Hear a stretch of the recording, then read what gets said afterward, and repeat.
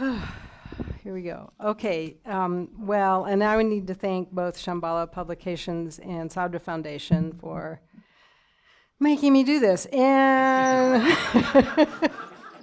and I'm actually delighted to do something with Larry. We've never done this. We've done other things, but we haven't done this. And I've known Larry from a Tibetan class in 1974, and we've been friends ever since then. It's kind of amazing. So this is fun, actually, to do with Larry. I did prepare something. We have, I think if you saw we had like kind of three levels of issues, and so they were something about literalism versus creative translation, and then group translation versus sort of isolated single translation, and then about the target audience, restricted or scholarly translations. I'm going to address something in the first one. I actually have a little spiel about that. Maybe you could say even a bee in my bonnet, and that's all I prepared, and then the rest will be in conversation. And it's this. Well, first, it's this issue of literalism because we just keep thinking that's done and solved and resolved, and everybody knows there's no such thing as a literal translation, and it just keeps coming up again and again. And so I'm going to put it away forever now. Except I just read about a guy, I have a note on him somewhere in here, I forgot his name already, who has been studying these things for 20 years and says for the last 2,000 years that has been the issue of translation. So, but I'm going to end it today. So first I just want to say, as a just kind of, thing, is this glasses with the thing? It's okay. But, thanks. About translation of texts, and that's the subject actually pretty much, right? We're not talking about oral translation of tonight, is that in any case, if you're a translator, you're a textualist. And that has a lot of limitation in itself. And it's just what we do, and not any different from any other language, but except that we don't have what we analyze in a text is all we've got. And it may be completely wrong because we're not there then on the ground in the field for Buddhist practices. And there's been a tendency in Buddhist studies from day one, really, especially I'd say since Sanskrit was deciphered, that the real Buddhism, that somehow the real Buddhism is in the original text, which of course we also now know they're, original texts you'll never find, but, and that what the actual Buddhist practitioners were doing out there was maybe completely wrong because it wasn't what's in the text. So it's almost like a kind of colonial attitude or Protestant attitude type of thing. And I just want to point out that limitation. Everything is going to be textual analysis. That's just our limitation. It may not have anything to do with real people. So to tackle this myth of literalism, I think most of us in the field and in Tibetan Buddhism in general, practitioners as well as translators and scholars, sort of went along for a lot of years thinking that, we were inventing the wheel and never really looked outside of our little thing.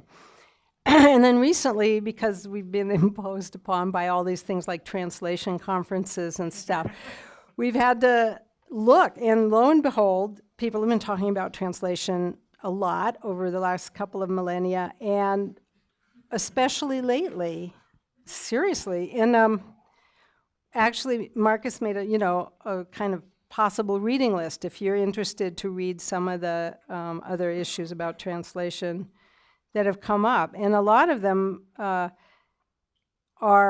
the same issues, even though the languages can be quite similar. You could go from Spanish to Italian, which is just basically, you just change a few things. But, but it's still the same issues. And so one of the conclusions that almost any commentator on the theory of translation has come up with is that there is no such thing as a literal translation. There's just no such thing. And I'm going to go back to that. But first, I want to take this little, expedition into history a little bit, because some Tibetan translators and Sanskrit translators have also thought that this has something to do with this age-old discussion in Tibet between so-called word translation, Sikjur, and meaning translation, Dunjur. Those words are fairly recent in Tibetan history, and I noticed that in researching it, and also recently, confirmed by Geshe Thupten Jinpa. So Tsikjur, that's just made up recently. It was actually Drajur or something like that. And I think that the current modern discussion, this is what I'm proposing, of literalism versus creative translation really has nothing to do with that, but in order to prove that, I have to first talk about that. So, or not prove it, but it's just my idea. But it's not just the Tibetan sort of myths about this. We can go back all the way to, well, I like this story of the 72 Jews who were supposed to translate the old Book of Moses.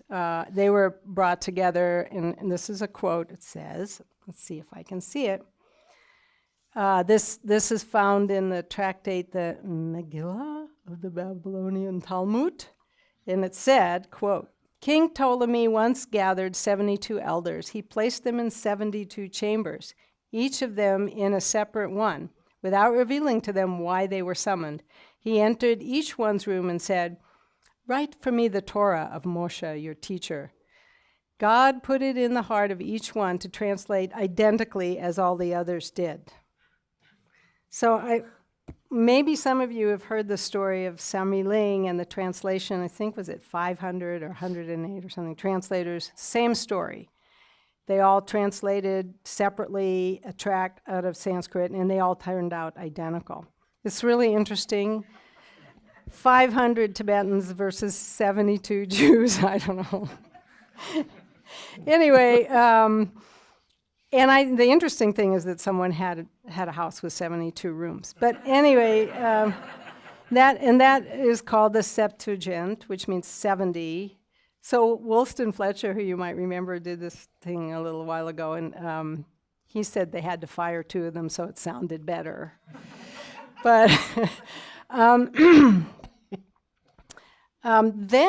so that was the translation from Hebrew to Greek. Then one person, and this will maybe bear on our later subject of whether to do things in groups or by one, then one person, Jerome, Saint Jerome, translated it into Latin. And before I even knew, so Saint Jerome is the patron saint of translators, and I brought a picture of him so you would know. Before I knew that was the case, I actually saw this in there's more floor seating up here, but I don't know what you want to do about that. And this is in Rome, and this is him.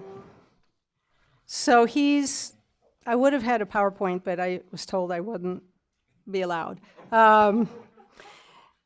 So he's really old. And he's reading the book and writing with his feather quill at the same time. And then death is there by him. And so that feels a lot like a good patron saint to me of translating. He also doesn't have good clothes and stuff. But, and Woolston also told me that St. Jerome, was a pretty strange guy, and while the world fell apart around him, he thought the most important thing was to maintain your virginity.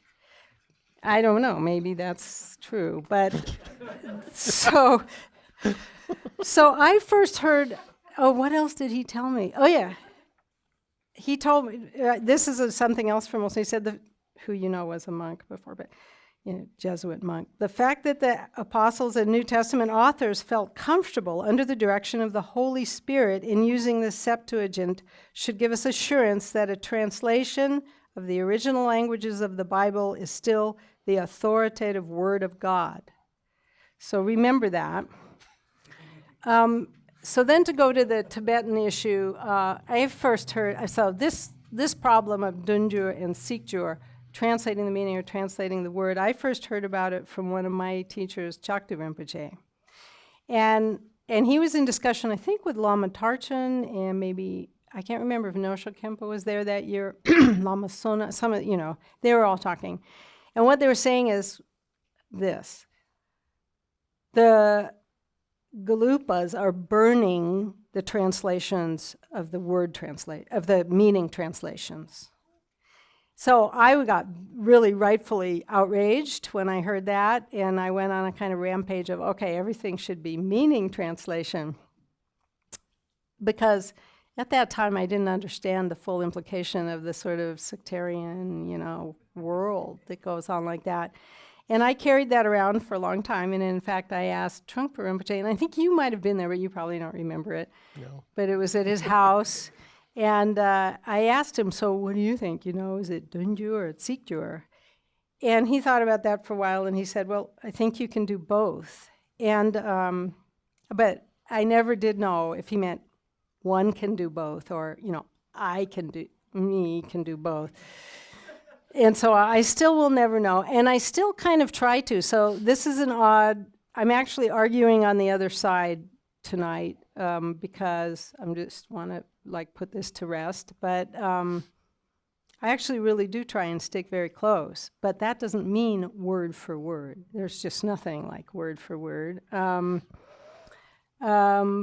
So in investigating this issue in Tibet, I went back to a text, a lexicon, which is called the Mahavyupati, which I think might be the beginning of where this started, and particularly the Tibetan introduction to it, and which is called the Drajra Bambu Nipa. And this is something that was ordered by the king after Trisong Detsen, his son, the next king, to kind of standardize Tibetan translation. And this came at about 150 years after translation work had begun in Tibet.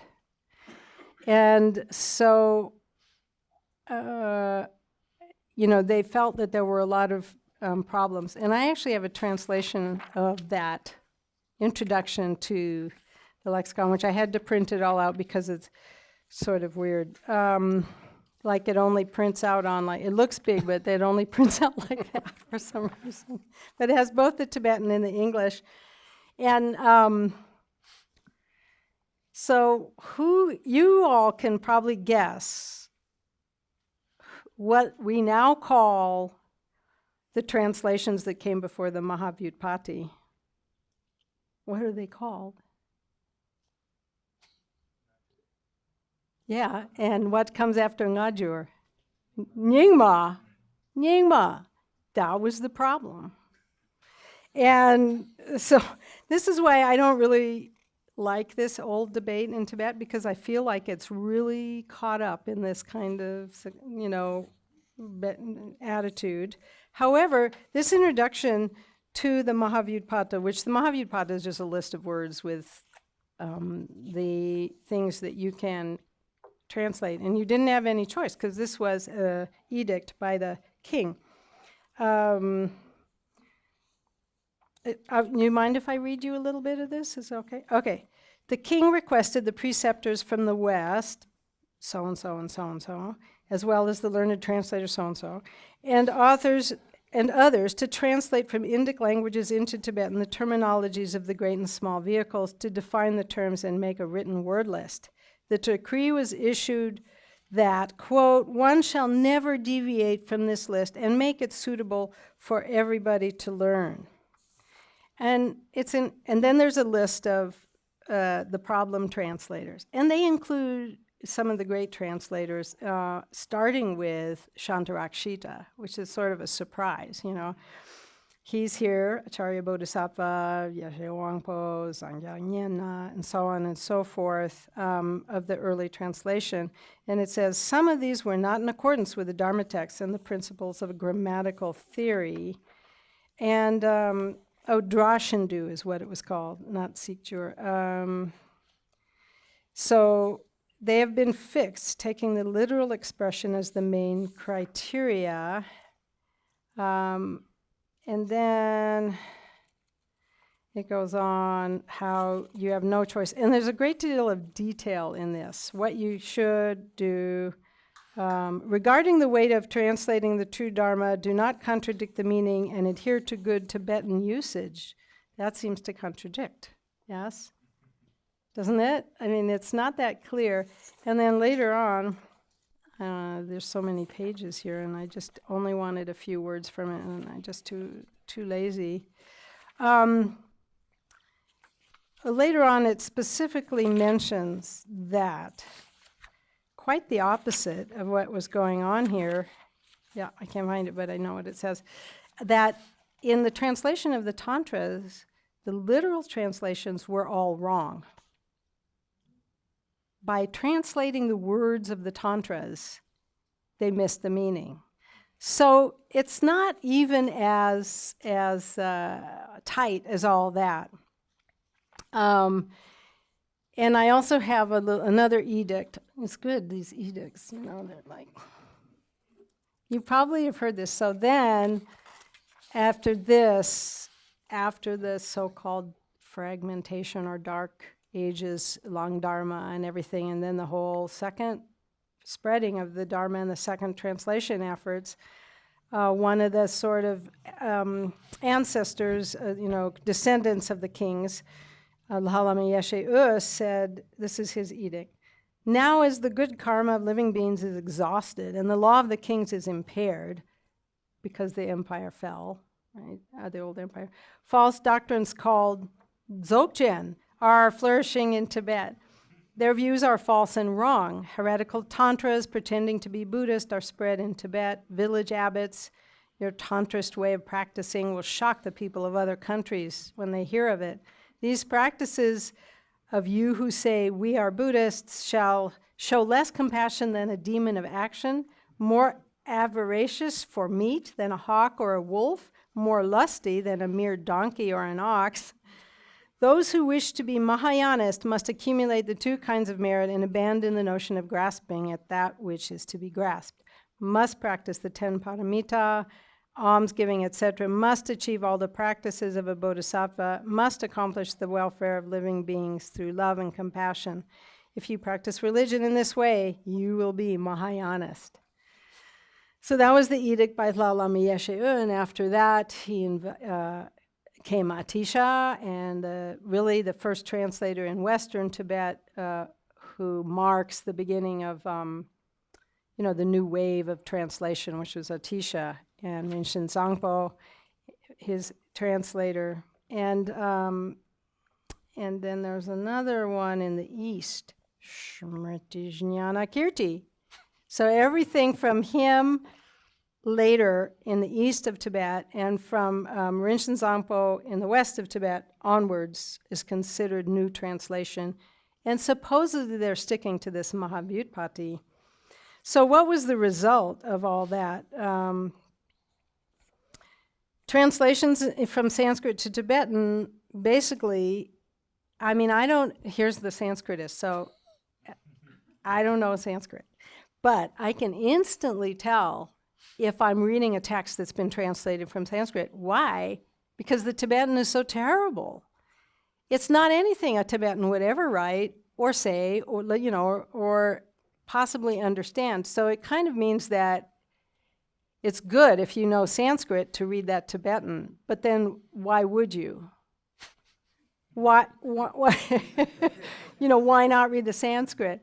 Now it ended up, and they're very accurate, and there are several projects to retranslate from Tibetan back to Sanskrit that that supposedly works. There's been positive response about that. Not so well. A little. But how would we know? Because we don't have the original Sanskrit. But nevertheless, maybe that is possible.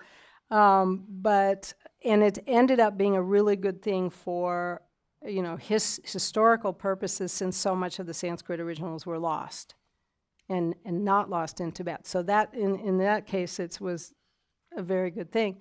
And it kind of reminds me a little bit like reading those texts, if you have to learn another language in order to read did you guys ever read all like Herbert Gunter's translation? Great translator, great scholar. But you have to know this other language. Maybe you have to know German or something to really understand what he's trying to say. So is that a translation, or is that the purpose of translation, or would we want to do that? So the fact that there's this kind of mix-up with this sectarian problems that happened later in Tibet between early translations and early practices and later ones, and also the fact that those are not all that useful except to create a very learned elite in a country where not that many people were literate. It made more sense. That just a few people, okay, we can figure this out. But I don't think that discussion really pertains right now to us. And for two reasons, it just will never happen. One is we're not going to get any royal edicts. It's just not going to happen. Even if people wanted to, it's not going to happen. And secondly, another thing is that the Tibetan translators have some kind of permission to just make up words. For the Sanskrit, it's a very different language, Tibetan, than Sanskrit. And when they needed one, they would just make up some new words, and then it would go in this lexicon in the Mahavyutpati. And we really can't do that. I mean, we have new words in English all the time, but we don't just decide, they just happen from the culture and everything. So barring those two things, a royal edict and the permission to make up words, I don't think we're ever going to even get close, and let alone to keep things grammatically in the same order. In the Mahavyutpati introduction, it says you can, if you really have to change the grammar, from the Sanskrit to Tibetan is in verse, it's okay, but only within one shloka, only within one verse. So 4-line quatrain, you might have to move it around. Otherwise, it has to be boom, boom, boom, And then in prose, nope, no change. Actually, the same word order. So I think we can not have that discussion. I mean, we can if you want, but I don't think that's what people are talking about now. When they talk about literal translation, even though people keep bringing it up and really hoping, wishing with all good motivation and heart that somehow we can make these perfect, exact translations. I mean, can you imagine taking some of our translations in English and trying to put them back in Tibetan and then checking with Tibetan? Or even, I'm delighted if I find even one sentence of another translator's that resembles the one I did, because then I think, oh, well, I must have gotten it right. But it doesn't, it almost never happens. Or even a few, 2 or 3 words in a row. And then I always think, well, maybe they stole it.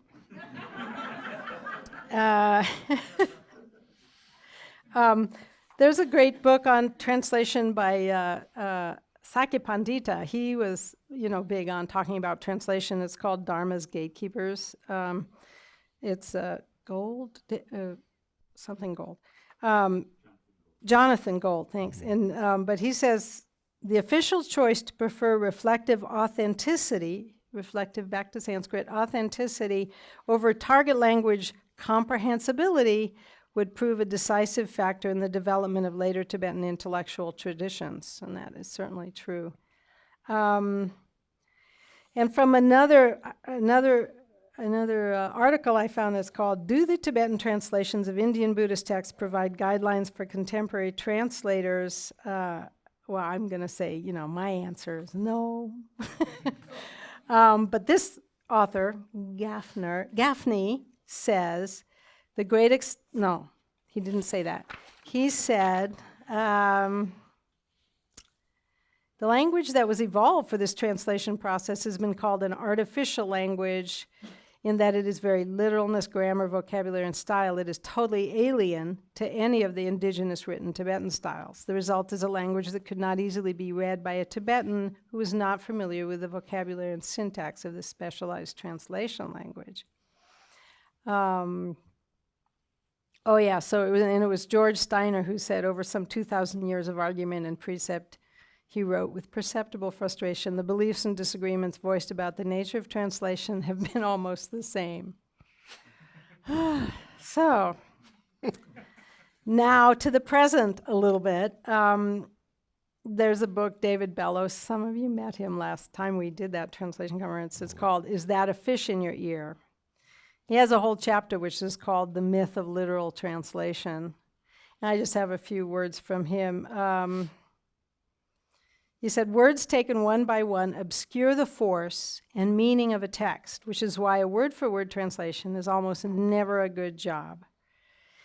And he also said, few commentators on translation have ever come out in favor of a literal or word-for-word style. And he did translate this, so back to St. Jerome. St. Jerome was also having this problem. He called it from word to word or sense to sense. And then he said, this is Bellows' translation, but now Woolston has told me that Bellows' Latin is really bad. So I don't know. But he said, I translate word for word, this is St. Jerome, in Bellows' translation, where the original, even in its word order, is completely impenetrable to me. Now, of course, there's been, and the word he used was mystère, and there's been all kinds of arguments about what that word meant when he said it. So they're arguing about the translation of the words of his theory of translation, and they're not sure what he meant. And so here's Bellows' take on it, which is, of course, what translators have always done. For the most part, they transmit the sense. Where the sense is obscure, the best they can do, because they're not allowed to skip anything, is to offer a representation of the separate words of the original. So basically, if you're doing that, it's a kind of a cop-out, or, it's the best you can do. It's not a cop-out. It's like the best you can do, although I have seen translators who leave things out altogether if they can't understand them. A lot. I've seen that. Because, of course, I go and look. When I can't understand something, I go and see if someone else has figured it out, and it's just not there at all. So he says the terms of debate about translation and meaning need to be updated, and the long-lasting scrap between literal and free should now be laid to rest. That's probably not going to happen. I missed my favorite quote. Where did it go? By this Mexican writer. No, it's in here somewhere. Oh, yeah, it's Octavio Paz. Mm-hmm. Do you know of him? Mm-hmm. So this is my final statement. He says, I'm not saying a literal translation is impossible, only that it's not a translation. So I think that's perfect. Of course, he said it in Spanish. I'm not sure. But, so, that's kind of there's a lot more. We could talk about it, and Bellows and other translation theorists, of which I am not one, give lots and lots and lots of examples of this, of very simple statements. And didn't one of the doctors do a thing about ama in Tibetan, the word ama, and how that's not, you can't say mother, that's like a wrong translation. So, there's a million examples that if we had time, because it makes more sense when you... So, St. Jerome, I'd like to propose a new saint of translation. I have a picture of this one too. if you recognize her. You don't, huh? I know you don't. This is Missandei, No, I don't. Game of Thrones. She definitely looks better than Saint Jerome, don't you think? I mean, wouldn't you rather pray to her? But here's the thing: she was a slave, which also is quite fitting, I think. Oh, yeah. And it reminds me of the Dil Oglan, or the language boys in Turkey that were stolen from other lands and forced to be translators. So that's our new patron. That's my new patron saint. And if you have a chance, you can look her up. And there's a great scene where she's translating for this horrible, slave master, and he's saying all these really rude, lewd, horrible things about her, calling her this whore and this and that and this. And then, not her, but this other woman, and then the translator is completely diplomatic about it, he says he would like to offer you something, and about this son of a bitch, So that's also a translator's job. So that's all I have to say. What do you think? Okay. Got number 1 out of the way. Well, I'm not going to argue with you. Okay.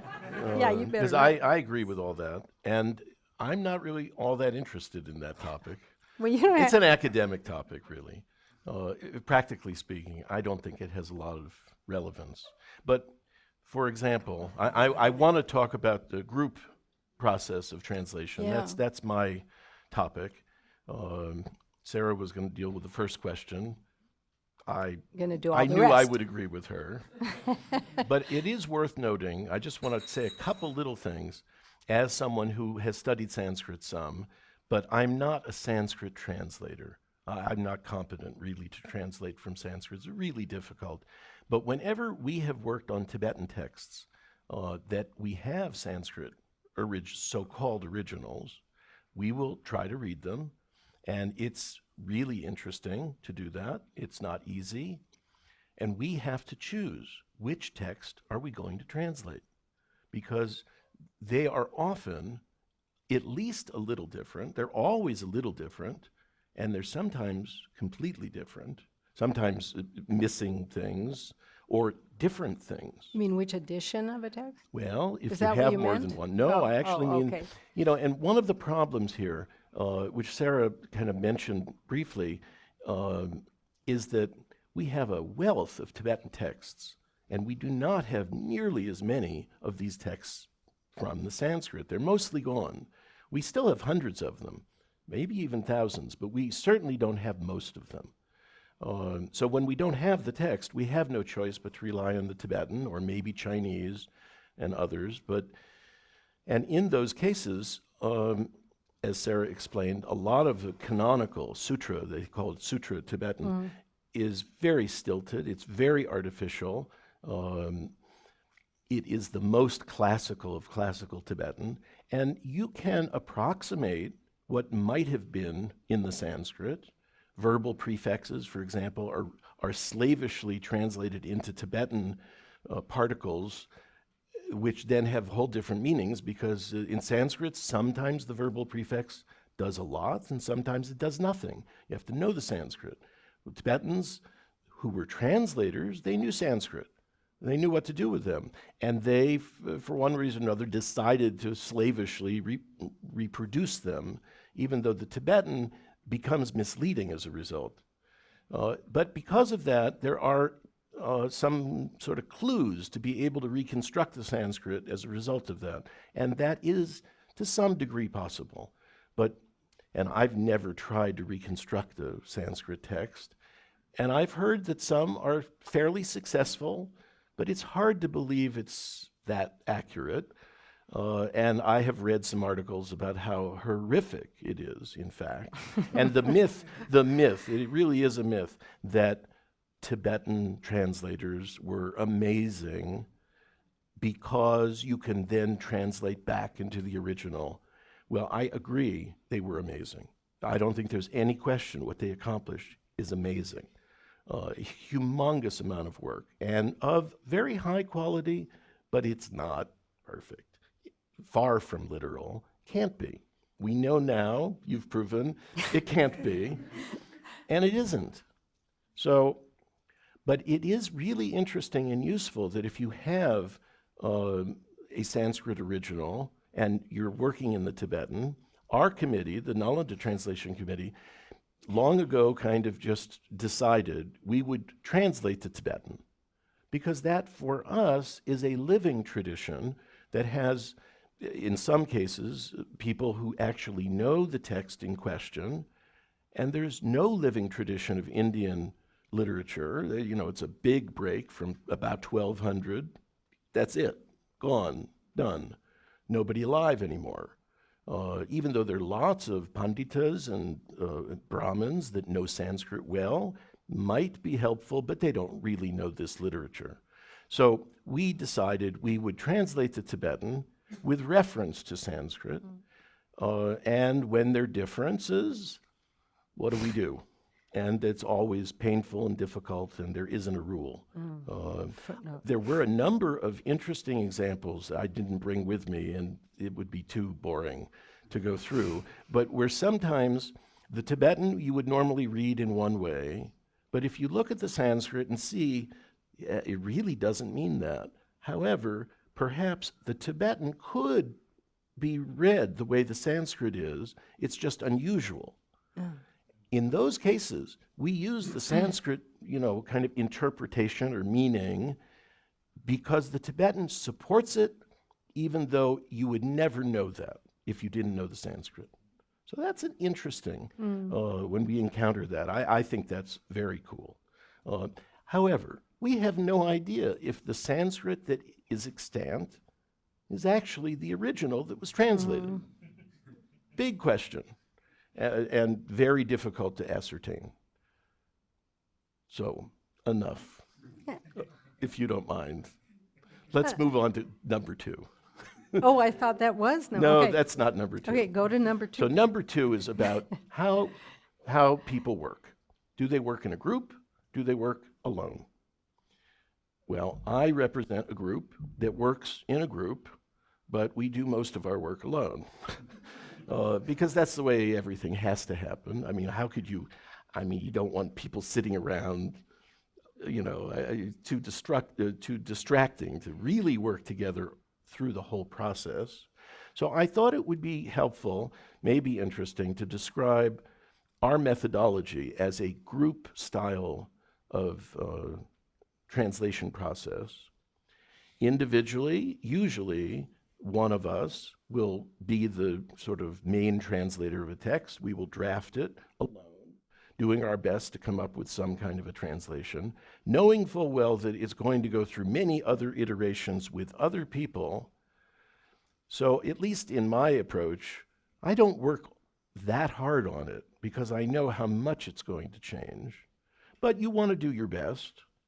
And so someone will produce a draft. If it's a really big text, we might divide it up and different people take different sections. That happens too. But in any event, an individual drafts something. And then what we often do is we come together. Sometimes we review our drafts just among the translators, but most times we don't, somewhat because it takes yet even more time. And usually what we do is we then sit down with a bilingual lama. Sarah had, I thought, the best way to frame this question, but I think Marcus cleaned it up. But I like Sarah's. Group translation with overlord versus isolated individual. This is why we love Sarah. Right to the point. And this is it.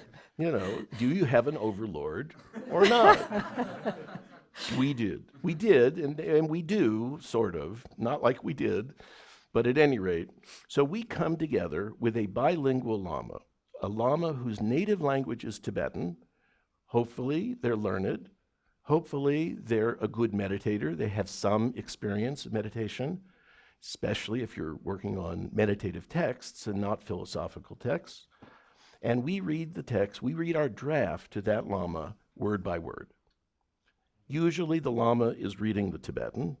That's what they have in front of them. And we're reading in English, and they understand the English well enough to follow along. And it is very common that we don't get it all right, and that they will say, oh, no, it's something else.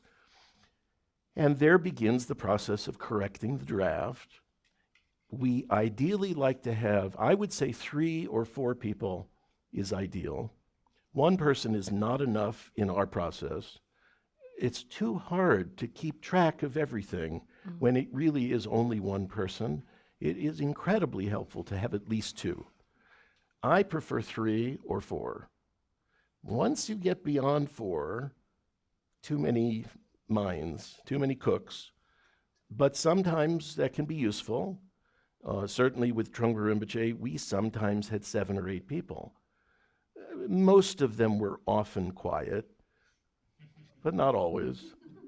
And we go through the process of literally reading the entire draft in English out loud while the Lama is reading the Tibetan and trying to see, is it the same meaning? All sorts of conversations happen. Usually the original translator has many questions that they scratch their heads about, want to know, well, what does this really mean? And does this thing over here affect that over here? And how do these lines fit together? I mean, there's a million different things that you would want to ask about. And so this process is very slow, but it's really interesting, because here's where you're really learning what a native person, one native person, thinks about a particular text. Hopefully, that Lama, that native informant is what they call them in the linguistic world, really knows the text. In our case, Trungpa Rinpoche often really knew many of the texts we worked on, most of them maybe, but I would say many of our Lama helpers sometimes had never seen the text before. And yet, they're intelligent readers, like we might be intelligent readers of English, and as a result of that, they have a good idea of what it means. They might know more about the context, and they might not. There might be idiomatic expressions that are native to a particular region of where the writer was from that are very misleading to someone not from there, or just strange. We certainly have experienced that. But at any rate, we go over the text very carefully with a bilingual Lama. And for your information, Trungpa Rinpoche did this with us, but not at that stage. We used to do this primarily with Lama Ujjan Shenpen. His English at first was non-existent. When he came to us, he didn't know a word of English. But he learned enough. His English was never great, I would say. He wasn't real fluent in his expression, but his understanding was incredibly good. And he got used to us, and he learned our Dharma vocabulary of how we translated. So he actually knew a lot of English and was very quick to know where we were not quite right. We taped those meetings, and we then, in a very tedious, slow process, the original translator of the draft will go back and listen to the recordings, type up hundreds of footnotes, of what was said and what did Lama so-and-so say, what further questions does the original draft translator have, because there are always going to be more questions. And then, in the old days, we would then go to Trungpa Rinpoche. So by the time we went to him, it was pretty good, usually. I would say it was probably 90% of the way there, 80 to 90%. But we would do the exact same thing with him. We read him every single word of English. He sat with the Tibetan, and there were times when Lama Ujjan really didn't know. There were times when Trungpa Rinpoche thought it meant something different. Sometimes Ujjan and Rinpoche would converse about it. We all would have a lot of discussions. I would say we had probably fewer questions of the literal, what does this word mean? but many more questions about what is the sense of this. And Trungpa Rinpoche was extremely interested in what is the reader going to think by us saying such and such? What are they going to hear by having this? And that was very interesting to him. And we spent a lot of time talking about, well, how would this be understood by the reader? Where we worked, at his residence, where Sarah visited a couple times, we always had the full volume, 13-volume OED, not the condensed thing that you need a microscope for. And we many times went to the OED, the Oxford English Dictionary, to look up a word. We were never trying to use extremely arcane, ancient meanings of things. We wanted things to be current and maybe a little more literary than conversational, but still normal vocabulary, not overly intellectual or academic is where we were aiming for. And so we would do this same process with another bilingual Lama and one who had undoubtedly greater realization and learning than the first one did. That wasn't always true, by the way. Sometimes the so-called authority is less studied, learned than your other informants, perhaps. But for one reason or another, that other person is where the buck stops. Overlord. Overlord. I like to think that the main reason they're the overlord is because they have some special relationship to actually the text, as opposed to the people. They're not just lording over us, but they actually have some special relationship. And the perfect example for us right now, in fact, is we're working a lot with Trungpa Rinpoche's nephew, Karma Sengye Rinpoche, who is, moderately learned and well-studied, but not Shedra trained.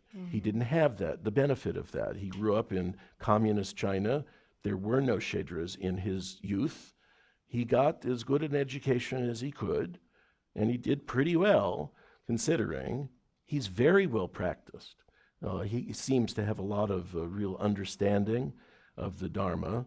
As he himself says, I don't really know much, but what I know quite well. And he's not being at all arrogant about that. But we often will read that same text with Khenpo Tsering from Sermang, who is a Khenpo, has good training, and in many ways knows a lot of things that maybe Karma Sengye Rinpoche doesn't know. Karma Sengye Rinpoche respects Khenpo Tsering quite a bit. They're good friends, and he knows he's a good Khenpo. He knows a lot of these things. And it's a lot of fun to watch them argue. And they argue. And Khenpo, he's got all sorts of ideas. Khenpo loses 90-some% of the arguments, mostly because the Khenpo actually has never seen these texts before. He knows nothing about them inherently. He's just a smart guy reading a book. Karma Sengye Rinpoche knows these texts very well. Now, he never met his uncle, Trungpa Rinpoche, who wrote them. So he doesn't know from the horse's mouth what they mean, but he's learned whatever he could from the disciples of Trungpa Rinpoche. And because he's literally the only person alive that has that connection with these texts, he's our overlord. And it's not really because we have that guru-disciple thing with him, though we do a little bit. It's because he carries some kind of authority with the text that no one alive does. So I like to think it's a good example where he may not be the smartest person about something, but he really feels like he knows the intent. There's a lot of other processes that happen after this. Again, we listen to all the tapes, make more footnotes, more questions come up. We go back to one or both of the lamas, and after all of those questions, we then sit down without the lamas, and the 3 or 4, 5 of us Western translators then begin a process that is very tedious, if the other wasn't, where we decide what are we really going to say, and what do we think of how it flows. If it's like for us, we do a lot of liturgical translations, chanting, things that people are going to practice in their meditation. We do not translate into real verse. There's a couple passages that one of our translators, Ives Waldo, is incredible. He can write any English verse form almost effortlessly. He helped to versify a couple sections of one text, but mostly we don't do that. It is very tedious. But we translate into what we call free verse, and does it scan well? Does it chant well? Does it still mean the right thing? So sometimes we actually together will chant something to see how it sounds. So it's a long process of editing, and that is very much a group process. So that's an example of a group approach, and I think the highlight of this is our insistence on reading every word to at least one bilingual Lama. Karma Sangye Rinpoche doesn't know any English. Yeah. He doesn't help with that. So all we can do is ask him questions about things and have him like, what is this about? And he'll give a teaching maybe. He cannot help with the English. Kempo's good with English. So maybe that's enough. Little bit of a group approach. Overlord, And guru, whatever I think you I want was to call thinking them. of Padmakara when I said that. Were you? Yeah, a little bit. Okay. Yeah, I mean, well, as I am always bemoaning all through that last translation conference, I wish I had a Kempo in the basement that I could just bring up. I mean, and Yeah. also bilingual lamas are pretty rare that are learned. Yes. Very rare. So I don't have that luxury. Yeah. I mean, all Tibetans think that's the best way in a group, without exception. Yeah. And we tried it with Kala Rinpoche when we started the Treasury of Knowledge. God, it was just so, we would not be done yet Yeah. if we'd continued that. Yeah. As it was 12 years or something that to finish the Treasury of Knowledge, and Kala Rinpoche was so anxious for us to finish it before he died, and we didn't because we were working in a group. Yep. I mean, it's ideal, and people who have never translated always will say, of course, you should do it in a group. But it's just the practical side of it is hard. But I would say that you can't do without a Tibetan informant. You can't. Nobody can. Yeah. But I would never, ever read a whole translation through to a bilingual Lama. Oh, that would be like my greatest fantasy. Yeah. Yeah. In the first book I did, Creation and Completion, the only bilingual Lama I knew was, what's his name? Out in Massachusetts. Tukutundru. Yes, Tulku Tundrup. Tukutundru. Yeah. Tulku Tundrup. So I sent him the draft, the first thing. He came back, he had one comment on one word, which was, I remember the word, it was Ranggyupa, which he just said meant normal. He says, it means normal. And then I said, well, oh my God, I don't think I can, oh my God, there's probably so many mistakes, I shouldn't put it. He goes, no, it's time to put it out there. You just have to get it out there. Like with mistakes or not. And so that was the only time I ever even found a bilingual. Where do you find them? I don't know. It is often hard to find them. Well, Ujin came to us. Yeah. He came to us. And it's a really amazingly good thing that he did. We had to teach him English. Yeah. So he didn't come to us as a bilingual Lama, but he Yeah. actually learned, and he learned enough to be incredibly helpful. Yeah. You knew Ujin. Yeah. He was not fantastic. greatly Yeah. learned. He was not Shedra trained. He was well practiced. He happened to sit at the feet for Khyentse 14, Rinpoche, 15 yeah. years of Dilgo Khyentse Rinpoche. Yeah, That was he was really the helpful. Shapshi, Yeah. Yeah. So, I mean, he learned a huge amount being Yeah. with Khyentse Rinpoche. I mean, I guess I worked that way with Chakta Rinpoche. But his English, he wouldn't even know the words, but he would make me say them, and he would somehow, decide which one it should be because it sounded right. And I don't know, I'm sure he was right, but he's the only one that would ever spend that much time. Yeah. It takes enormous amount of time. amount of I mean, you're time. right. I mean, if we had done the Sheijatsu, Oh, you'd still be on like Oh my volume God. one. Oh yeah, for sure. I mean, that's like a 30-year project. And that also makes a difference. Oh, How yes. much are you going to translate? That's Are you right. going to spend, Yep. 5 years on a 10-page text and make it just fabulous? And that's everybody's dream to be able to Yeah. do that. But it's, Yeah. Most people don't I have mean, that our luxury. overlord Yes. wants to see product. Yeah. Not just, Yep. oh, I'm still really enjoying it, Yeah. so. Part of the reason, by the way, that we do what we do, I mean, it really came very organically because when we started, we didn't know enough to work on our own. I mean, very simply, we really were too apprentice-like. So we were Trungpa Rinpoche's apprentices, and he Yeah. was really the translator. Yeah. And his command of English, Oh, his it's vocabulary was unbelievable. immense. Yeah. But his syntax was all over the place. Someday it would be perfect. I have heard him give perfect English paragraphs, but it usually was not. It was not native English, and he needed Western, Sure. native English editors for yeah. sure. And we were his editors, learning to be translators. So it was we were growing into it with him. So that's how it happened. Then Ujin came along, and he learned enough English to be helpful fairly quickly because he was a bright guy. But the point I want to make is the vast majority of what our committee worked on and still does are practice texts that people recite hundreds and now thousands of times. And most of the In people fact, doing 100,000 times. Right? that's right. And they even count how many times. How strange that is.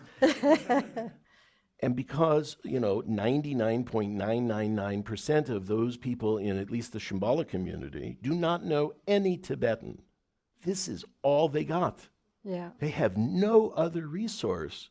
And, they're trying to get enlightened. Right? I'm sort of, or at least that's kind of the idea. And if you get one thing wrong, they might not get It enlightened. could be all our fault. That's right. So we want the person taking that responsibility to be the overlord Yeah. and not us. That's really the reason, because they're the guru person. They're Yeah. the lama. They're the person who actually has the authority to teach the students. I mean, certainly in the case of Trungpa Rinpoche, it made sense. I mean, there's like no question it worked. And it was a lot of fun. It wasn't like, we like argued a little and then he decided. It never worked that way. I mean, I would say at least 60 to 80% of the time, somebody else came up with what was the final word. And there were moments when he would have to decide because he did know better than we did.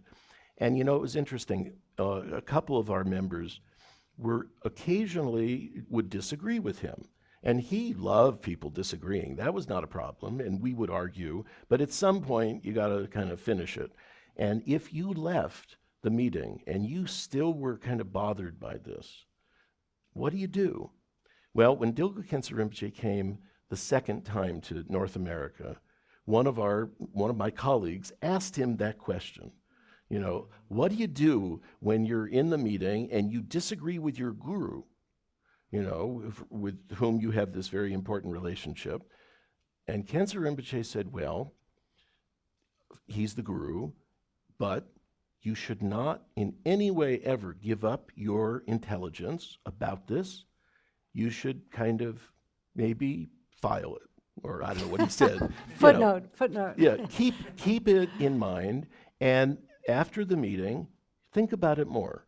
Give more thought to it, contemplate it a little further. And if, in fact, you still really think what was decided was not right or not the best, then you look for the right time and bring it up again.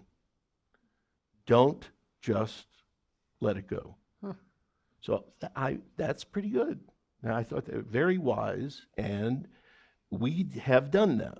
So because of the liturgy, the commentaries are also important, but the fact that you're reciting these things over and over again, Of course, there's lots of different ways to say the same thing.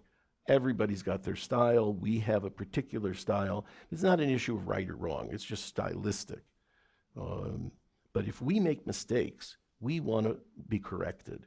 So we jokingly call ourselves, we have the old translation school and the new translation school. We are the retranslation school. And we try not to do it very often.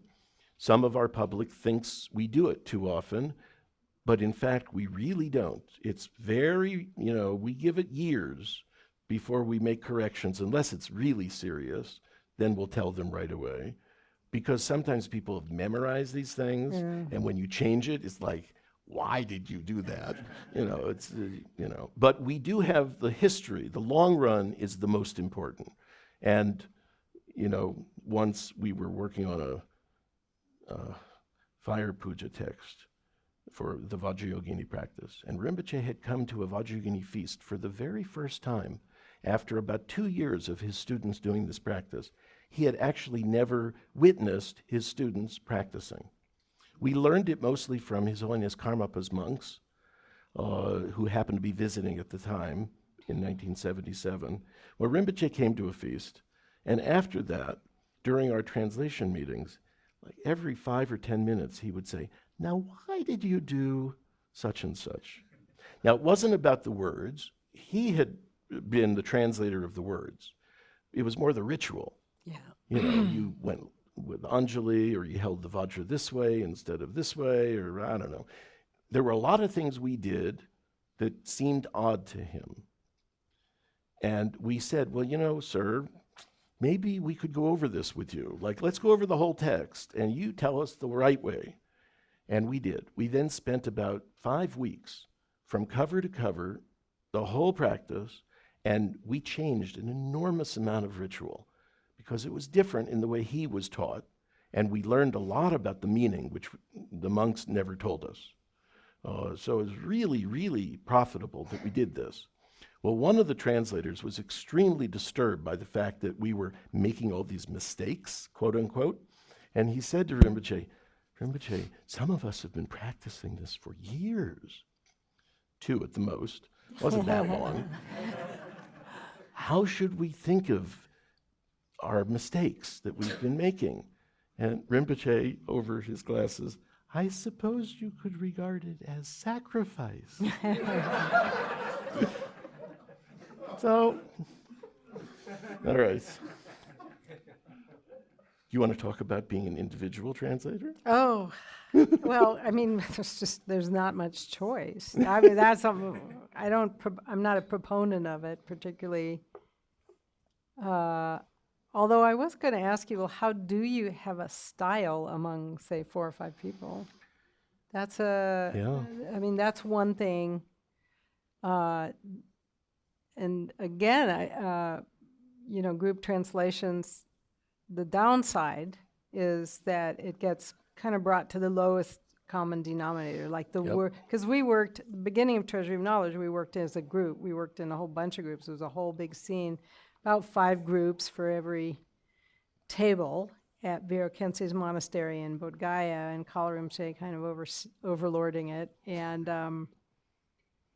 in Khenpo Tsultrim and Chato Rinpoche, but they wouldn't sit down and let you read it all. Yeah. But we'd hash out a word and on, like between 4 or 5 people, until we got to one that, well, nobody really minded.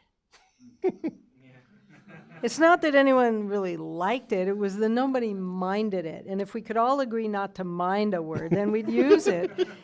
And it does lead to pretty boring, I mean, translating is pretty boring anyway, but, tedious, that it makes you old and looking at skulls. But and I'm not a big proponent of like wild creative translations, but there is a style. I'm very careful to always translate something first before I look if anyone else translated it. And then, of course, if I see something wrong or I like that word better or something like that, I will, of course, if I trust the translator, borrow it. But otherwise, I lose my style altogether, and I feel like it doesn't have the same tone throughout.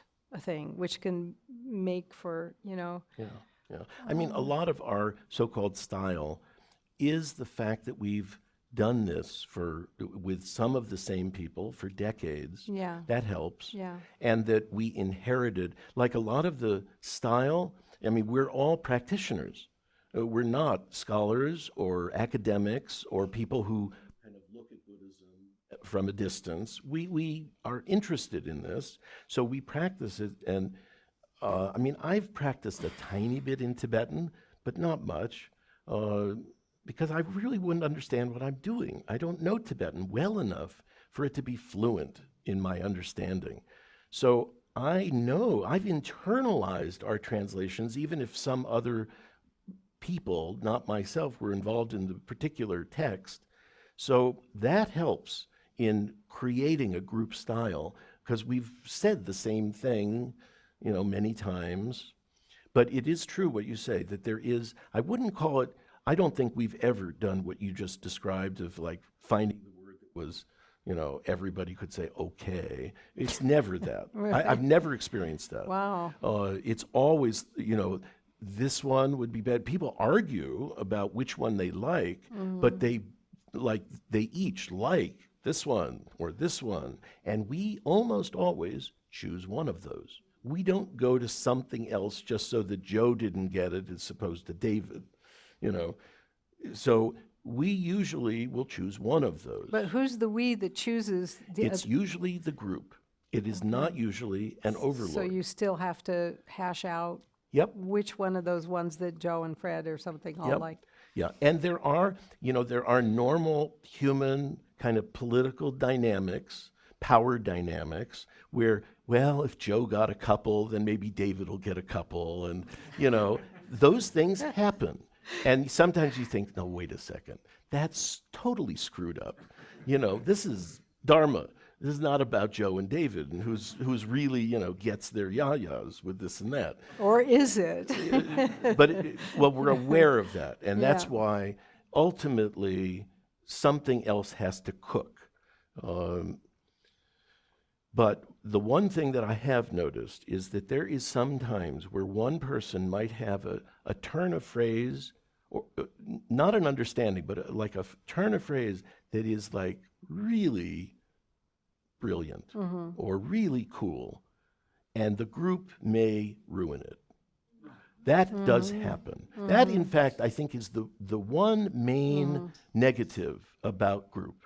That, any individual might, really sail on something really well, and that the group is like, oh no, I mean, really, that's way too far out. And yet it's pretty cool. So I think that's the biggest negative, that we kind of don't allow this kind of brilliance. But sometimes, and this happened with Trungpa Rinpoche quite a bit, he would say something, it was like, how on earth do you understand that? How do you know that that's what it means? But he did, and it sounded good, and that was that. So there one other little thing that I thought was interesting. During, Khenpo Tsotrim, Gyamtso Rinpoche came to our Sangha, the Vajradhatu Shambhala Sangha, and taught a series of programs over many, many years.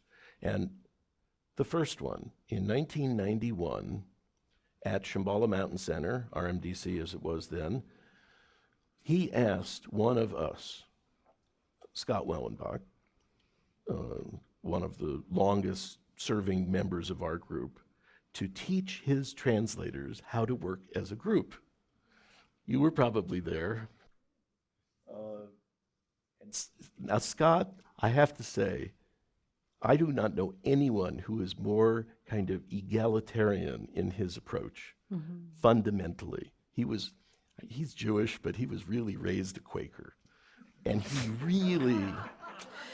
really is about as fair as can be. And it was only after one session of meeting with about 10 or 12 people, it was a lot of, there were a lot of people there. Only 2 or 3 of them were serving as Khenpo's oral interpreter. There were a lot of other of his students that were good translators. Some of them never did oral interpretation, but they were all there. And after one session that I wasn't there, I'm told it was a 2 or 3 hour meeting, Scott went back to the Kempo and said, I'm really sorry, but this is not going to be possible.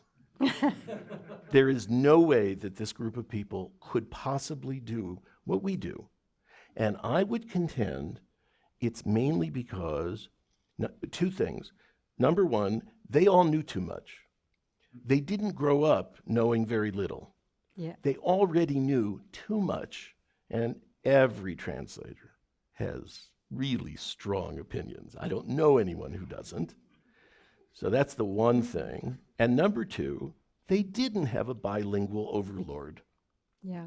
And without that, Kempo Tsultrim really did not know any English. I mean, a tiny bit, but not enough to say, this is how it is. Yeah. And without that, it's a food fight. Yeah, it's true. Trungpa Rinpoche, his students often asked him, we'd like to do the practices in English. When can we just do them using translations? And he said, well, when all the translators agree.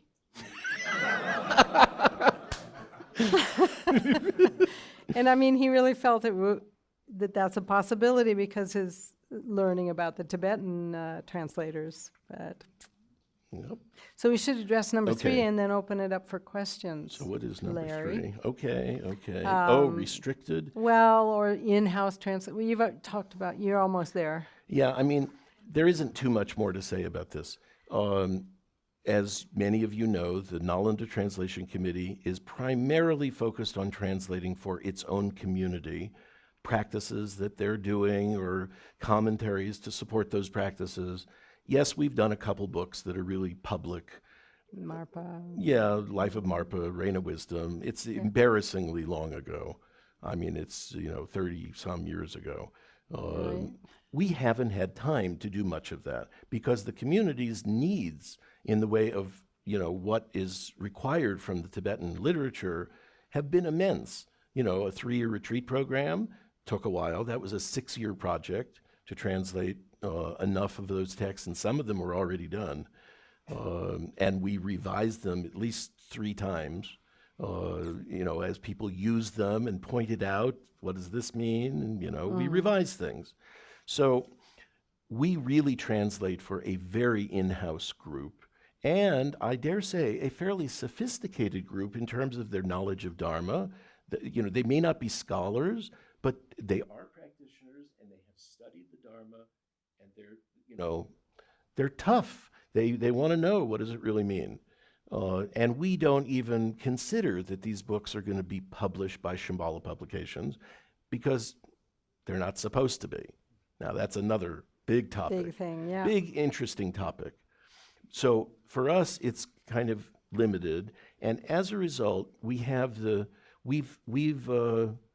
you could say we've brainwashed the community into our lingo because it's what they grew up on and they're used to it. We use an enormous number of Sanskrit terms, which is Trungpa Rinpoche's choice. Really, he liked that. He considered it the lingua franca for Mahayana Buddhism. He never liked using a Tibetan term unless there wasn't a Sanskrit term. He wanted to put things in English if it worked, but only if it really was going to be accepted. A good example is bodhicitta. And by the way, the word is not bodhicitta. That's an animal. It's an enlightened cat.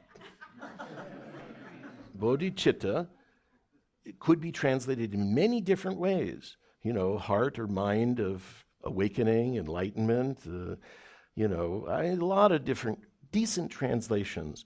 But we could not settle on one that we thought everybody would say, yeah, that's a good one. So we stuck with the Sanskrit. And Rinpoche's hope was that many of those words would become English. They would enter the English dictionaries, just like Buddha and Dharma and Sangha are in the dictionary.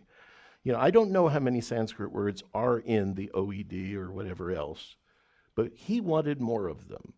Do you know? A lot more than you think. Yeah, I'm sure you're right. But if texts are restricted, they're not going to find their way into dictionary. Yeah. Yeah. You think? We use the Merriam-Webster, and I kind of know all the ones that are in there, actually. Yeah, good. Because then I don't have to use diacritics on them. Yeah, that's But, convenient. So at any Yeah. rate, so we do a very in-house thing, but we try for it to be, very intelligible English that's not overly difficult to understand. So it's not that esoteric. The Dharma may be esoteric, but the language we hope is not. Yeah, well, if there was ever some issue for me about restriction and not restriction, it's been kind of blown apart again by our group, the Sauter group, because everything's published. And whereas I think there was a purpose for it once, I think things are out there no matter what, and so then you might as well just go with it. I mean, I don't feel like there's any choice actually anymore. You can restrict a book and it'll still get out there, and even if you restrict it, there's something even more outrageous already out there that isn't restricted. And just the way secrets are, I feel like I'm the Snowden of translators or something, but if something is a secret, it's going to get weird. It's going to get misrepeated. It's going to get told the wrong way. People are going to think the wrong thing. But if it's just, if you can make a clear explication, then it'll be a good understanding. And we have an incredibly well-educated readership in English in this country and in almost all modern countries now. Nothing like it was in Tibet. That's right. So, what to do, law, as they say in Bhutan. It's out there. It's. I don't think there's all that much purpose anymore in restriction, actually. Yeah. And I mean, what could be more boring than reading a long liturgy? Like, people aren't going to do it. Yeah. So you don't need to restrict it. Right. Right? I mean, Yeah. I just like, who's going to read that? Yeah. That's my, Yeah. opinion. I mean, I felt a little iffy on a few things that are in a couple of my books. And no one's ever said anything, and I'm pretty sure it's because they haven't read it. Probably. That's right. So, should we? Yeah. Yeah, any questions? Or Questions, comments? I think that Whatever. Ivan has like a microphone or something back there. Questions, comments?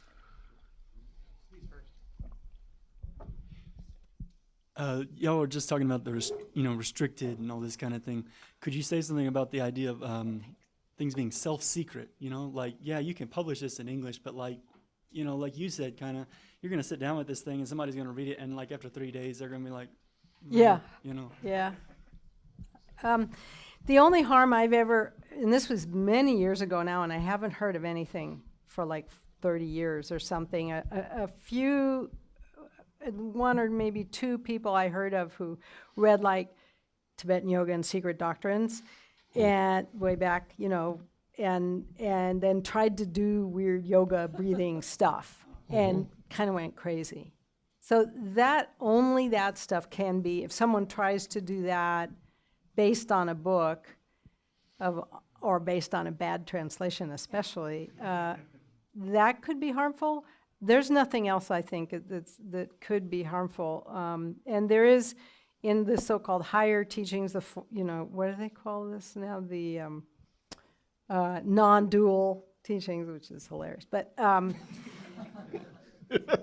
yeah, self-secret. I mean, that's one thing I was thinking of this recently. There's this great kind of onus on the translator to have realization of what they're translating. True, that would be good. Also the reader, though. The reader needs to have that realization and put it into practice. Otherwise, the words don't even matter, So there's just as much of a responsibility. And if they don't understand it, it's self-secret. Yeah. Exactly. Yeah. The one thing I'd add, I agree with you completely, is that, and I've seen this also happen quite a lot, when you keep something kind of restricted, it becomes special. And you may not believe this, but the anticipation of something being special is way more than 50 or 60% of what catalyzes the experience that is special. So, some amount, I mean, you could say this is just daydreaming, projections, and it probably is, but it works. And so keeping things, quote unquote secret, restricted, until the student has done, whether it's their ngundro, and then they receive an abhisheka, and there's some little bit of so-called magic that happens by not knowing about it. And that, like for us, the translators, we're the one greatest violator of that, because for most of us, we were having to prepare all these things before we were ready to practice them. And of course, our teacher was doing this with us. It was completely kosher from that point of view. He thought, no problem. But it changed our experience of it. And, too bad for us. We didn't have that kind of anticipation. We had a different way of getting that, because I think we did still have some way of, kind of having some magic happen, but it was different for us. But I really do think that's helpful, and there's a respect about it. It has nothing to do with, oh, you can't have this because it's somehow special, you're not worthy. But, as a student on a path, if you think there is such a thing as a path that has graded whatever, which I know some people may disagree with, well, then maybe there's a certain staging of what you are exposed to. That can be helpful. I have a counter Good. to that, and I understand that, but I think by the same token, if you think that thing can become a possession, and if it's held away from you, and then you get it, then you've got it, and then your other don't have it, and so then you think you've got something just because it's been kept away and restricted. Yep. And I think that happens very easily. Yep. All over the place, it's kind of like, oh, these special, super high special teachings, I've got them.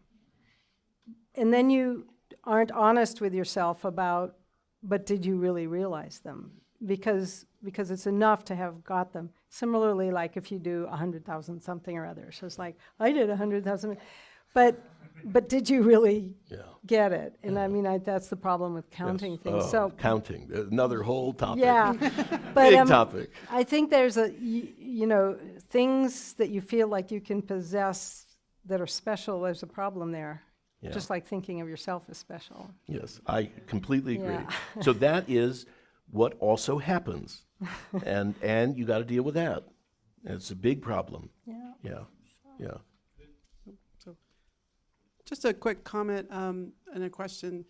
So Judy Leaf commented that when she took the profound treasury of oral instruction to Tibet and China and gave them as gifts, there's a process now of folks up there translating that English back into Tibetan and Chinese because they have so much admiration for Chogyam Trungpa's work.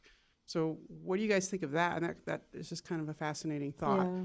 And as students of his, did he kind of hope for that someday, or was that Definitely part of his plan? I mean, in terms of Trungpa Rinpoche, he very much hoped that, his students or their students or, somebody who descended from him would go back to Asia to teach people. Absolutely. He really, really hoped that would happen. His books, even during his lifetime, were translated into many languages, and he liked that. And the question of them being able to be translated into Tibetan is a really interesting question. Dzongtse Khyentse Rinpoche and I had a discussion about that. He asked one of his Khenpos a few years ago to translate meditation in action into Tibetan, working with one of his native English-speaking students. So the two of them worked on it. The English native also knew some Tibetan, but the Khenpo was the real person putting it into Tibetan. And Dzongtse Khyentse Rinpoche thought it was pretty good. But then a couple of years later, I said, well, so how's it going? And he said, it's impossible. And this is one of the easier books. I would say. Yeah. He said, for instance, how would you say meditation in action? Well, I don't know. I don't speak Tibetan. I really had no idea. And he said he had no idea because he understood the English enough to know this is really Lamkir. hard to say. Lamkir. Yeah, right. I got it. So does that represent the English? Yeah. Now here's a good See, one. there is no literal translation. Exactly. No such thing. Definitely no such thing. Yeah. Ken McLeod, some of our good old friend, I talked Yeah. with him just a few months ago. He's going nuts about Lamkir. Is he? Oh, yeah. Oh, well, we weren't he's talking asked about every that. single person like he knows. Really? Well, we hadn't talked in a long time, so it was a lot of fun to catch up. And I don't know how it happened, but somehow the topic of him encountering Trungpa Rinpoche came up. I knew they had met once or twice. German Chupa. Exactly. And so apparently Ken asked Trungpa Rinpoche, how do you say cutting through spiritual materialism in Tibetan? And without any hesitation, he said, Chumin Chupa. What would you normally say if you were? Cutting non-dharma. Yeah, literally cutting anti-dharma or non-dharma. Now, does that convey the richness of the word, spiritual materialism? I mean, but he said it. He's the author. He coined that term. And that's as good as he could do because, and I really think it really isn't very good. Well, because, I mean, English was so good, he was thinking in English. That's so right. It wasn't a That's right. translation. Yeah, that's right. So Dzongtse Khyentse Rinpoche said to me, I really think translating into Tibetan is extremely difficult. He said, for example, my father's books, his Tinley Norbu Rinpoche, he said, my father's books, no problem, because he wrote them with a Tibetan mind. Yeah. Even if they started in English, they're all Tibetan. They're easy to translate, no problem. But not Trungpa Rinpoche. He said, he didn't exactly say this. I think I used the words, but he really liked them. I said something like, he was completely rewired into English. And just as you say, he thought in English. He taught in English. He was not like, how do I say this in English? Oh, here it is. Didn't happen. But then Dzongtse Khyentse Rinpoche said, however, Chinese, no problem. Chinese is a modern language. They have all the problems we have. Maybe they have different problems too, and other things, but it's a modern language. I don't think that'll be a problem, though he doesn't know Chinese. But Tibetan, he thought was going to be very, very difficult. English is so much more versatile than Tibetan. It's something that's Yeah. I have a question about rhythm, in the sense of practicing in Tibetan. It's like so easy to make a meter. It's created. You can just chop a word in half or put it together, and then you have a meter. Yeah. And not only that, there's melodies that go along with this. And Yeah. I've even heard a teacher say that for one particular practice, the melody is more important than the words. And this is, people practice this in Tibetan, this practice. And I'm just wondering what you think about that issue, really, and the way that people practice aloud in English, as well as if either of your teachers had anything specific to say about that now or in the future. Well, I mean, it's a great loss. That's something that's really hard to make up for. And of course, there are some liturgies that people have tried to put into meters and things, and it's better. And even have tunes to it. And of course, Khenpo Tsultrim with all his singy-songy stuff. But I do all my practice in Tibetan for that reason, actually. But I don't necessarily advocate other people to do that unless they understand it, because then it's a payoff, Either you're going to understand what it says, or you get to have the tune, and the rhythm, it's more than, a blessing. It's like, it's an embodiment of song is such a, huge thing in our whole being. So then it's like an embodiment of the ritual or whatever it is, more than just saying, I think, the English words. And of course, I used to lead a Tara practice for like 15 years and did half and half to try and make everybody happy, all the gods and the demons, I guess. But it doesn't, not the same. So yeah, that's a bummer. That's what I'm gonna say. I agree with all these problems and issues. Trungpa Rinpoche's approach was people have to practice in their native language or they won't have a clue what they're doing. So he never for a second recommended practicing in a foreign language. Tibetan, for most of his students, was a foreign language. Yes, it had some kind of wonderful tradition, of course, but I would say he would say hogwash to practicing in Tibetan just because it's in Tibetan. I mean, the Jews think everything has to be in Hebrew. It's a very special language, unlike anything else. Well, the Buddha himself made it clear no language is like that.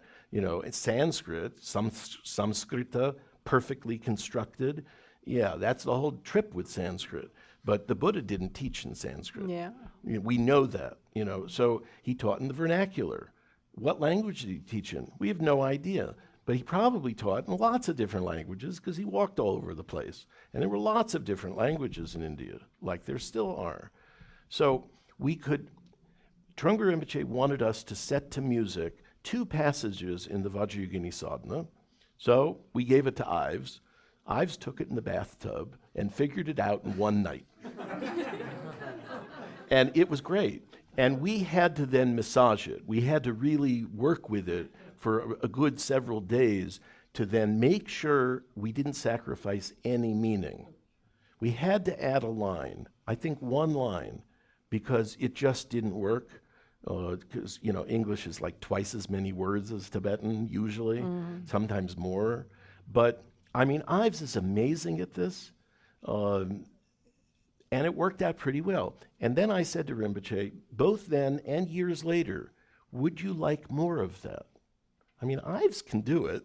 Then, the working with it takes a lot more time. But he said, nope, that's enough. That was enough. Because I think it gave people a little taste of something that was more melodic and rhythmic and all the rest of it. So my real answer to your question is, this will never work in translations. And the point of the translations, I believe, should be to accurately teach people what the Dharma means, and that the meaning is way more important than some evocative feeling, which hopefully comes along in another way than the rhythm of the language or the musicality, or if you can do both, great. But the real thing is, we want them to know what they're doing so that they actually attain some realization. And hopefully, some of those people will be good poets and musicians, and they will write their own liturgies in English and Polish and, Serbo-Croatian or whatever, because that's what the Tibetans did. There is hardly a liturgy that Tibetans chant that comes from Sanskrit.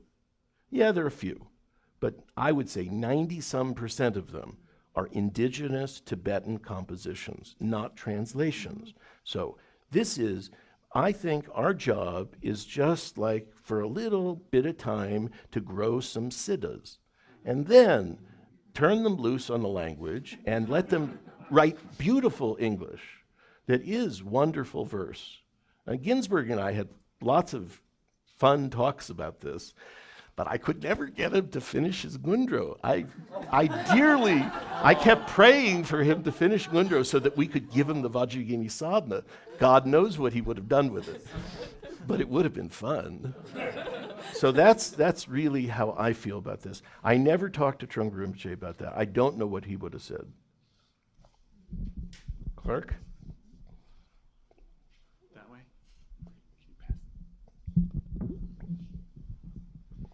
As a prelude to my question, I just want to mention that one night when Trungpa Rinpoche was meeting with Dungpo Khyentse Rinpoche, Ginsberg and I had a conversation about how the Tibetan style of singing could enter into poetry. And what we came up with as the closest example was the Raven by Edgar Allan Poe. Once upon a midnight dreary, while I pondered weak and wearily over many a quaint and curious volume of forgotten lore, suddenly there came a tapping, and so on. Yep. Yep. So we were sitting there and doing that. Yeah. You know, Ngawang, our friend Ngawang Zangpo, I don't remember which book, but one of his books, one of his translations, he has a kind of little essay on this problem of English translations not being melodic and, you know, have a beautiful cadence to them. And he quotes a number of, I don't know if they're 19th century or early 20th century, but maybe even longer ago, people who were translating, I think from Sanskrit, beautiful English that was like, it rhymed and it was like beautiful, and like nobody does that. Hardly anybody. But I have to say, I happened to see Ives last night, so that's why he's on my mind. And he told me that the Chuinzi, the Treasury of Dharma Dhatu, that he did many, many years ago, is in dactyl hexameter. I said, well, you know, I never read it very thoroughly. I definitely didn't notice that. Can you demonstrate how that sounds? He then, from memory, recited the first page of the Iliad, I think in Greek, that was in dactyl hexameter. It was really cool to listen to. And then he I think he didn't remember the Chuinzi, but he remembered a different text he had done in the same meter. I don't know that I Shinta know Chenpo enough. is what you Yeah, maybe Shinta Chenpo, I Yeah. think, at any rate. And he remembered enough of it to do it, and it's like, I mean, it's like another realm of language that is way beyond my. And I said, how did you learn how to do that? And he said, the classics. You have to be a classics major. Greek and Latin. Sanskrit has all the same, it's got its own verse forms, but it's just like the Greek and Latin, it's just its own different things. He said that's the only way. You have to really, really learn Greek and Latin well, because that's where English comes from. So, But you something to can aspire to. You can still make beautiful English. Yes, you really It just can. might not be in meter. Or So my question is, it has to do with, you've demonstrated that you can't nail down a lexicon, even though the Tibetans tried to with the Mahavyapati. But nonetheless, there was at least a bead on certain words, like you could take kunshi or something. And you had a garland of different possibilities for a common word. So you take something like kunshi or alaya, and it obviously from different approaches, it means something very different. But at least it has kind of a basic meaning that Ground. you can then adapt on. Yeah, a basic ground, an all ground. And that it almost seems like the Western way of translating is making that impossible, because it's the opposite of the Tibetan attempt to nail down a lexicon, in the sense that because of the academic imperative or whatever you have, so many people feel the necessity to come up with a different word. And of course, with Gunther, he didn't even include a lexicon in his book, so it was absolutely impossible. Yeah. At least people include lexicons, but it takes so much work to figure out what somebody's translating, how it relates to what else is being translated in another system or by a different translator. So do you think it's hopeless, or do you think there's any chance that we can develop some kind of consistency enough that we can follow these terms yeah. from text to text and from meaning to meaning? Well, yeah. I kind of do. Every Think it's translator, hopeless. every translator I've spoken to seems to just like get the fear of God in them if you say anything like, let's standardize. I mean, it was just kind of like freaking out. And it is an unfortunate thing about academic translations. They do feel like obliged to come out with a new, clever, saying for words.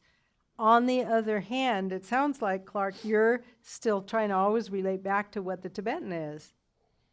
So you want a transparent translation so that you can know what it said in Tibetan, but then why not read the Tibetan? Sometimes I've thought, and sometimes when I used to do oral translation, I would on purpose use different words so that people would get a fuller depth of meaning for a term from all different angles, instead of just sticking with replacement terms. Sometimes that can be good. What does it really mean? Maybe that's an interesting way to think of it, or, kind of get around it. But I understand the frustration. And I totally do that. Like, what the hell is the Tibetan? And I'm trying to look it up, and why didn't they footnote it? What are they translating? But that's just because we know the language already. And for people who don't have a clue, who just want to read something and understand it, I think it's okay to have different, certainly the words are used differently in different contexts. And I stopped trying to make the exact same word in English translate the exact same word in Tibetan every time. I use several, I'll have maybe 4 or 5 ways I'll translate one word, because it's so boring otherwise. Well, we do Translations are boring. and we are more boring in that. We do try to be internally consistent, at least within one text. And although, Gunther is very inventive, was very inventive, he seemed to be immensely consistent, but he really wasn't. It was all over the place.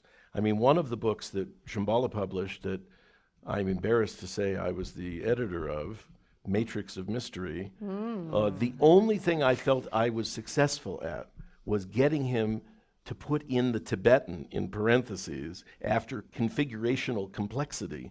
Well, that's Kilkor, mandala. And I used to bring the manuscript to our translation meetings. Whenever things got kind of stuck or boring or whatever, I'd take out another, you know what he does for this? And everybody break into hysterics, because it was really bizarre. He wouldn't allow me to say mandala. He only would allow me to say Kilkor. We argued about it a lot. He was, by the way, he was a wonderful man. Really, really sweet. But, Sherab Chudzin, a friend of many of ours, was the only editor I know who really edited him, and Gunther loved it. Dawn of Tantra is, I believe, the only book of Gunther's, it's half Rinpoche, half Gunther, where it's English. Gunther is really readable, and that's because of Sherab, and Gunther liked what he did. Matrix of Mystery was a monster to be able to do anything like that with, and I don't know that I would have been able to. So we tend to want to be consistent, and we argue about it, but we also change our minds. And from one thing to the next, it's not always consistent. So.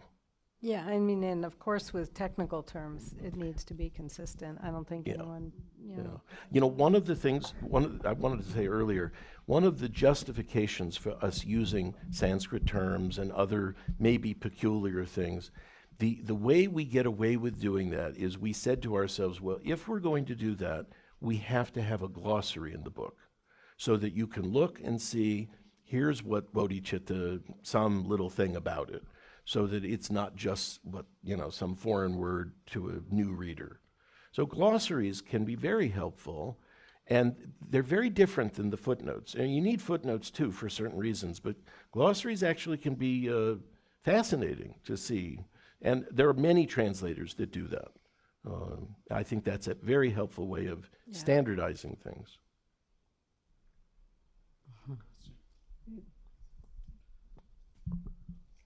Thank you both very much. I really appreciated hearing what you had to say tonight. My question is for you. I work in a translation committee of 2 with 1 overlord and 1 Kempo. So 2 English speakers and 1 overlord and 1 Kempo. And and the other member is Richard Barron. Anyways, the Kempo is young and very masterful in Tibetan. He's from Bhutan, but he's very masterful in Tibetan, but sort of insists that you can't say this in English this way because it doesn't mean that in English. And this infuriates particularly Chuki to no end because he complains that Kempo doesn't know nuance. And so I'm just curious what you have to say about, I was very interested in your process of taping everything and going through the tapes, and it's wonderful, but do you have anything to say about that? Without the specifics, it's hard to know. I mean, the real issue is, how good is his English? And if it isn't really good, then I think the native English people, both of you, have to overrule what is said, because you do have a different intimacy with your native I can language. think of one example. Okay. It's really stupid, but pakse, the league or yojana. Oh, yeah. I said something like the far reaches, like I just wanted it to be accessible. And he said, no, this is a specific measurement of distance. Yep. And I was frustrated. We said yojana because we didn't know what else. And we're a cop-out. I do know that. We cop out to the Sanskrit, and then we either footnote or put it in the glossary. And, it's so many fathoms, or I don't know how big a yojana is, but it is a real measure. Right. If it's some technical thing, you can get away with it. It was in a sadhana. It was in like one line, and I just felt like saying, Yeah. so many leagues was just odd and kind of took me out of the flow. Like here's a different example. Often, they use really big Tibetan numbers, but they're very specific. Like it says Yeah. 10 million, or 100 million times 100. I mean, they have words for these. So it doesn't sound in Tibetan so weird. Saya Chewa Drungjor, are the powers of 10. So. I remember we once said millions, billions, and trillions, when the numbers weren't exactly those numbers. And often it's just like, it means a lot. Yeah. It doesn't really mean, Really, there's 100 really million. lot. Somebody counted 100 million, and that's what it is. It's really just a lot. So that's an example where we did take liberty with it, because it was just too ponderous. I think the English people have to decide this. And it's you should fight about it. It's good to fight about this, because he'll learn more English. And that's really important, because then he'll be better. He'll be a better resource for you. Yeah. It's very difficult, though.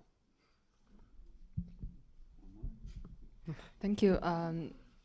I have a question about translating from English to Chinese. And also, by the way, it's totally okay to translate Dharma into modern Chinese. And modern Chinese is a growing language. But the problem I also always have is that because there's such huge cultural resources and also cultural baggage in terms of ancient Chinese Buddhist language, and also considering what you mentioned about how the reader will approach the information, so there's a hesitation about whether to use a more generally accepted Buddhist language or to use a modern term to describe it. And at the same time, language is both an accumulation and a growing thing. So I assume that probably after a while, after all your wonderful work, in English there will also be accumulated some certain amount of so-called Dharmic language. And then you will probably also have this problem.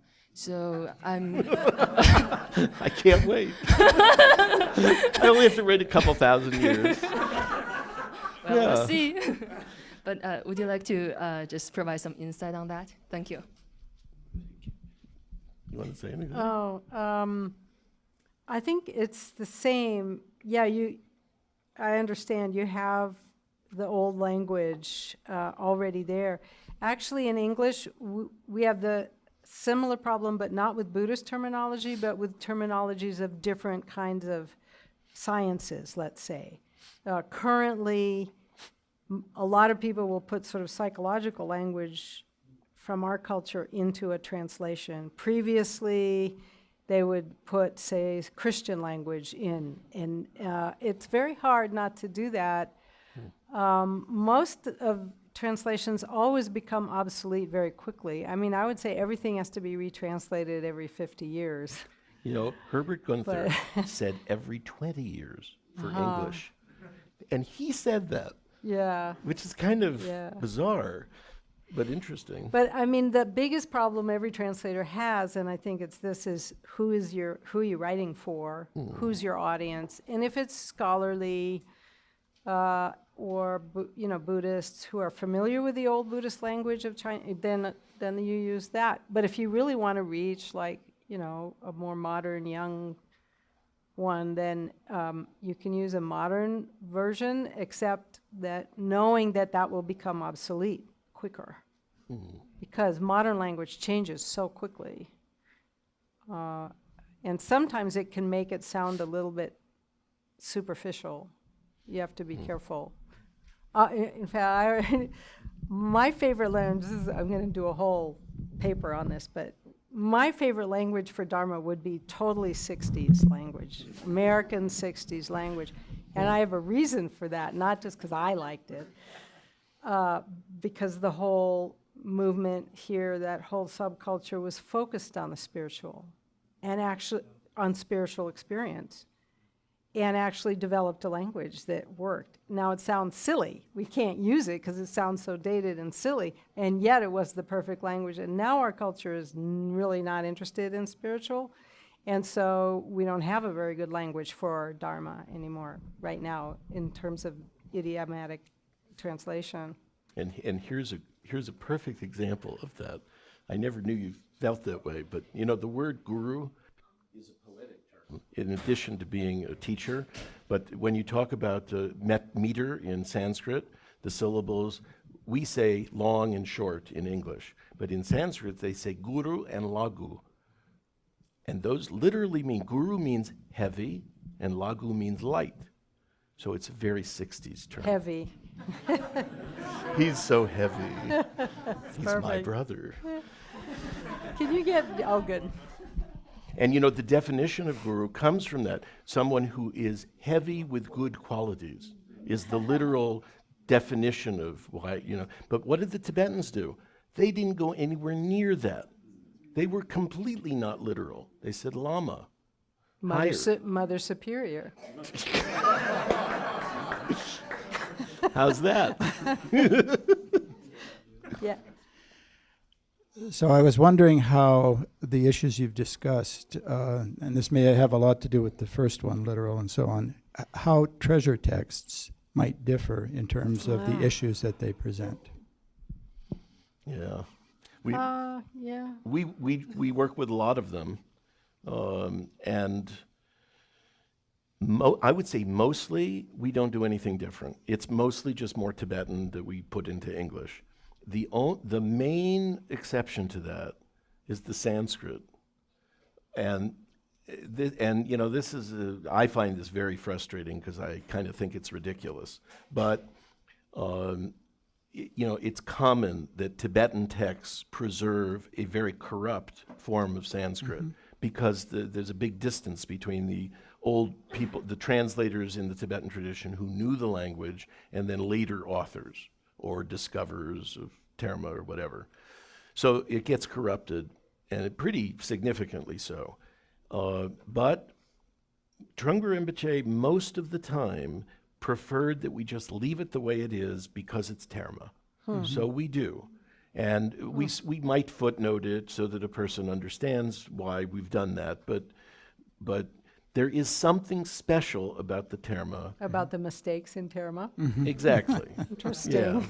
Yeah, and I don't have a good logic for this, but we often do that. With Karma Sengye Rinpoche, he's similar in wanting it to be the same, but he said, if it really is something that is so clearly wrong and commonly done properly elsewhere, then he often allows us to change it. But a good exception to that is the word dakini, because they often say DH for the first syllable in Terma. It's very common, I've seen. A lot of DH instead of D. And he didn't want us to change that. Anyway, he's the overlord. We just say, okay, whatever you want. But most of the Terma, we just treat as, it's just Tibetan. See, I think of treasure texts as, by their nature, not just like a didactic text, but they're supposed to carry a certain amount of power. And aren't they sometimes in, I don't know if vernacular is the right term, but not necessarily just a rehash of classical language? I did one book of Terma, Himalingpa, and for me, the language was, even though it was attributed to Guru Rinpoche, the language is very much 14th century, the time of the Terton himself. So I didn't treat it really much differently than the same thing. I hate to kind of explode some of these myths, but most Terma does not come out whole in the form that we see it, unless it's mind Terma, which means it's not physical. It's in the Tertun's mind that this, and then it's either dictated or written down, and that person is doing it, and I can't help but kind of think, well, it's in that person's world as opposed to maybe Padmasambhava's ancient whatever. And even when it's Sater, earth Terma, like most of Trungpa Rinpoche's Termas in Tibet were Sater, they were earth Termas. Well, they weren't the whole text that he got out of a rock. It was usually a scroll that had a few syllables on it that nobody can read except the Tertun, because it's gibberish. It's not like, a script that anybody reads. It's weird writing. And if you're the Tertun at the right place and the time and the right people around you and particular Dharma, when those 5 things are all together, and then they decode it. Yeah, and which out is called comes- translation. Exactly. Yeah. So it's kind of it's kind of an awesome responsibility to be the next person in that particular process. Yeah. I think. Well, the whole thing is awesome and horrible.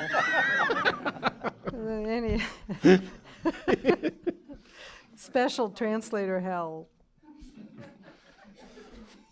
So, are there any other final comments? I think we're coming to the end of the evening. Do you want to sum up anything, or I think lay I just to did. Yeah. Yeah.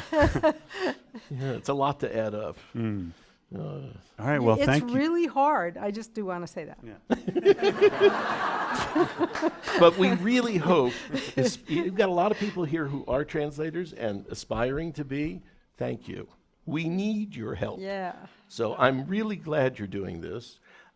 My teacher never counseled his students to become translators generally. Maybe a particular person he might, but and I feel that way too. I think you have to have either a knack for it or a real interest in it. This is not something you should feel like you must do because you're a Dharma person. But I'll tell you, it's one of the best ways to study Dharma. Well, that for sure. So good. Yeah. So, and even if you never become a translator, it's interesting and you're going to learn a lot. So, and then you might find out you have an aptitude for it. So that much I would recommend. So thank you all for coming Thank and you. working